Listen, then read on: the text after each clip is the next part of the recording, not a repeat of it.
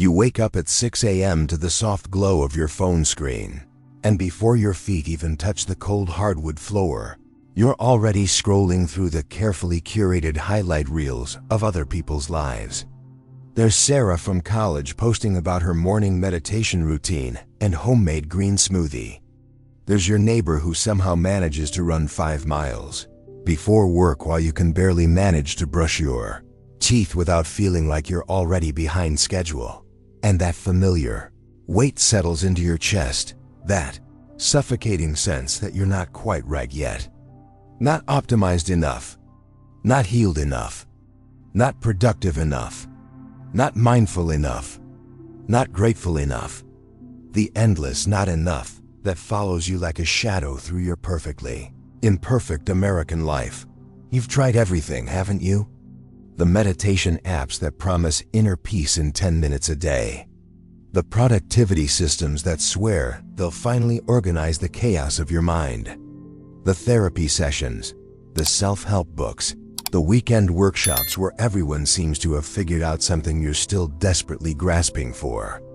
You've downloaded the habit trackers, bought the journals, committed to morning routines that last exactly 3 days before life gets messy again. But here you are, still feeling like a broken thing that needs fixing.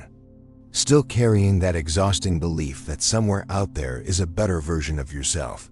More confident, more centered, more complete. And if you could just find the right technique, the perfect combination of practices, the magic formula, you could finally stop being so damn hard on yourself. The irony cuts deep, doesn't it? All this effort to love yourself has become another way to reject who you are right now. All this striving for acceptance has become the very thing that keeps you at arm's length from peace. You're trying to meditate your way out of being human, to optimize your way out of the beautiful, messy reality of simply being alive in a world that never stops, demanding more. What if I told you that this very struggle, this feeling of being perpetually under construction, is exactly where the real conversation begins? There was this British philosopher who spent most of his life trying to translate something almost untranslatable to Western minds. Alan Watts had this peculiar gift. He could take the most profound Eastern wisdom and speak it in a language that didn't sound like fortune cookie philosophy or New Age platitudes. He understood something that our achievement-obsessed culture desperately needs to hear. The very act of trying to fix yourself is what keeps you feeling broken. Watts saw clearly what we're all dancing around in our self-improvement marathons. He watched Americans in the 1960s and 70s, not so different from us today, desperately seeking enlightenment like it was another goal to achieve, another item to check off the cosmic to-do list. And he laughed, not mockingly, but with the warm recognition of someone who'd been there himself. You see, Watts spent his early years as an Anglican priest, completely invested in the idea that humans were fundamentally flawed beings in need of salvation. He knew intimately that crushing weight of spiritual perfectionism, that sense of being perpetually inadequate in the eyes of some cosmic standard. But somewhere along the way, through his encounter with Zen Buddhism and Taoism, he stumbled onto something revolutionary. What if you're not actually broken? This wasn't positive thinking or self-affirmation. This was something far more radical, the recognition that the very premise we've been operating from might be completely backwards. What if all this effort to become someone else is like a wave trying to become water, not realizing it already is water? Watts had this way of pointing out the absurdity of our spiritual striving without making you feel foolish for having tried so hard. He'd say things like, trying to define yourself is like trying to bite your own teeth. Or, the harder you try to catch your shadow, the faster it runs away. These weren't clever word games, they were invitations to see the cosmic joke we've been living. He understood that we Americans, with our pioneering spirit and bootstrap mentality, had turned even enlightenment into a project. We'd taken the beautiful mystery of being alive and turned it into another performance review. We'd made even self-acceptance conditional, something we had to earn through enough meditation, therapy, or personal growth work. But what if Watts was right? What if the very idea that you need fixing is the only thing that actually needs to be fixed? What if your imperfections aren't obstacles to overcome, but expressions of the same creative force that shapes clouds and grows trees, perfectly imperfect, beautifully chaotic, utterly complete exactly as they are? The question isn't whether you can handle this possibility. The question is, are you ready to stop running from yourself long enough to find out? Picture a river for a moment. Not the romanticized version from nature documentaries, but a real river, muddy after rainfall, carrying fallen branches, swirling with leaves and debris, sometimes rushing wildly, sometimes barely moving at all. Now imagine that river suddenly developing consciousness and deciding it was doing everything wrong. I should be clearer, it might think. I should flow more smoothly. I shouldn't have all this messy stuff in me. I need to become a better river. How utterly absurd that sounds, doesn't it? Yet this is precisely what we do to ourselves every single day. We look at our natural flow, our moods, our struggles, our imperfections, our very human messiness, and declare it all wrong, all in need of correction. Alan Watts saw this cosmic absurdity with startling clarity. He recognized that we'd somehow convinced ourselves that being human was a mistake that needed to be corrected rather than an experience to be lived. In his gentle, matter-of-fact way, he'd point out that you are not a problem to be solved.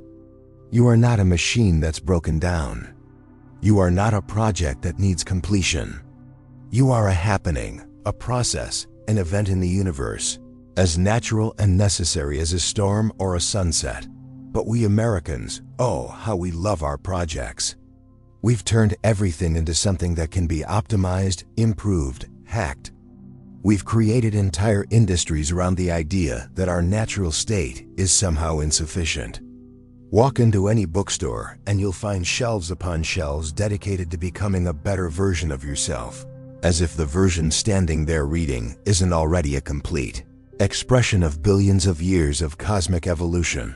Watts would often talk about the Chinese concept of zhuren, naturalness, spontaneity, being so naturally yourself that you don't even think about it. Like how a cat doesn't try to be a good cat. It doesn't wake up worried about whether it's catting correctly. It simply cats, effortlessly, completely, without apology or self-improvement goals. Think about the last time you laughed spontaneously, really laughed. The kind that catches you off guard and bubbles up from somewhere deep inside. In that moment, were you trying to be someone else? Were you monitoring your performance, checking to see if you were laughing correctly? Of course not. You were simply being purely and completely, without any agenda of self-improvement.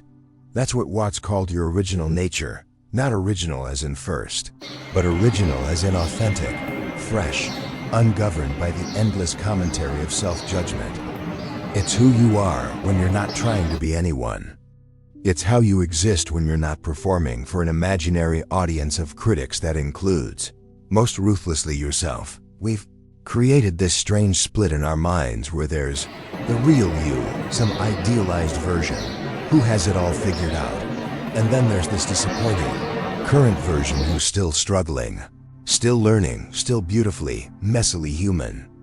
But Watts would gently suggest that this split itself is the illusion. There is no real you waiting to emerge once you get your act together. The you who struggles with anxiety is real.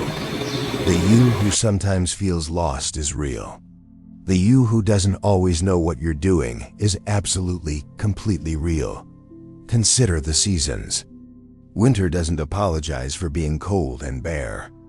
It doesn't try to be spring. It simply winters with complete integrity, knowing that its starkness and apparent lifelessness are essential to the whole cycle. Spring doesn't burst forth despite winter. It bursts forth because of winter, through winter, as the natural flowering of what winter was preparing all along. You're difficult. Seasons aren't mistakes in your personal development. They're not evidence that you're falling behind or doing life wrong. They're the natural rhythm of being alive, as necessary and beautiful as winter is to the earth. The periods of confusion, the times when you feel lost or struggling, these aren't detours from your path. They are your path, as perfectly placed as every pebble in that muddy river we imagined earlier. Watts often spoke of the universe as play, not frivolous play, but the kind of cosmic play where everything that happens is both spontaneous and perfect, like jazz improvisation on an infinite scale. You are not trying to get somewhere in this play. You are not trying to achieve some final state of enlightenment or self-actualization. You are the play itself, expressing itself uniquely through the particular instrument of your life. But we've forgotten how to play. We've turned everything into work, including our own existence. We schedule our spontaneity, plan our mindfulness, set goals for our inner peace. We've made even joy conditional, something we'll allow ourselves once we've earned it through enough personal growth work. What would it be? Like to trust your life the way a tree trusts the seasons? Not knowing what's coming next, but rooted in the deep faith that whatever emerges is exactly what needs to emerge. Not trying to force spring in the middle of winter, but finding the strange beauty in dormancy, in not knowing, in the fallow periods that look like nothing's happening, but are actually preparing. Everything. This doesn't mean becoming passive or giving up on growth. Rivers grow too. They carve new channels, they change course, they respond to the landscape. But they don't grow by trying to be something other than rivers. They grow by being rivers more completely, more authentically, more in harmony with the natural forces that shape them. Anxiety isn't evidence that you're broken. It's evidence that you're alive in a complex world. Your sadness isn't proof that you're failing at happiness. It's proof that you're capable of deep feeling. Your confusion isn't a sign that you're behind everyone else. It's a sign that you're honest about the mystery of existence. When Watts talked about accepting yourself, he wasn't talking about the kind of acceptance that's really resignation, that tired, defeated, "I guess this is just how I am." He was talking about the kind of acceptance that's pure recognition, the sudden, liberating realization that you were never supposed to be anyone else in the first place. The wave was always water. The river was always perfect, debris and all. And you, beautiful, imperfect, endlessly struggling and endlessly magnificent you, were always exactly what the universe ordered. So here's your permission slip, not from me, not from Alan Watts, not from any authority outside yourself, but from the deepest truth that's been waiting patiently inside you all along. You are allowed to stop trying to fix yourself. You are allowed to stop performing improvement. You are allowed to stop auditioning for your own life. Right now, in this very moment, you are allowed to be exactly as confused, as tired, as beautifully imperfect as you are. You're allowed to not have it all figured out. You're allowed to still be learning, still be growing, still be discovering who you are at 25 or 45 or 65. As if being human were some kind of ongoing conversation, rather than a final exam you're supposed to have passed by now. Here's the paradox that Watts understood so deeply, it became the foundation of everything he taught. The moment you truly accept yourself as you are, you naturally begin to change. Not because you're trying to change, not because you've finally found the right method or technique, but because acceptance itself is the most profound transformation possible. It's like that old saying about happiness: the harder you chase it, the more it eludes you. But when you stop chasing and simply show up for your life, it has a way of finding you.